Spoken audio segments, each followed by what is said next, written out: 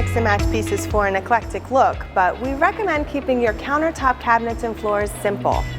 This allows you to change your kitchen's theme in the future without having to replace the larger, more expensive items. When planning a kitchen remodel, there are so many options and it can be hard to visualize how potential pairings will look together. Before meeting with your kitchen design consultant, begin by selecting your overall color scheme. Use a color chart to determine which colors complement one another. Remember, it's best to keep both dominant colors simple yet complementary.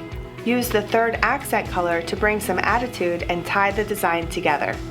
Choose your countertop first because it tends to be the most expensive. Countertops vary in color and pattern, and many have color variation within their design, which allows for easier coordination with elements in the room.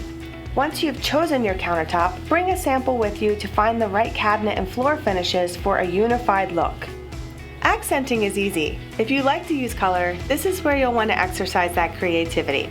On the walls and backsplash or smaller decorative accessories and appliances.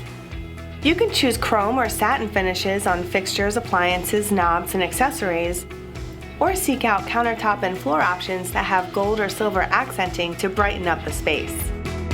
With these simple guidelines, the process of choosing colors for your kitchen remodel will become fun and exciting. Through the thoughtful coordination of your chosen color palette, you can put together a visually appealing space with style that will long outlast the current trends. For more on this topic, click the link in the description to read the full article at our blog, where you can find an extensive collection of kitchen advice and tips.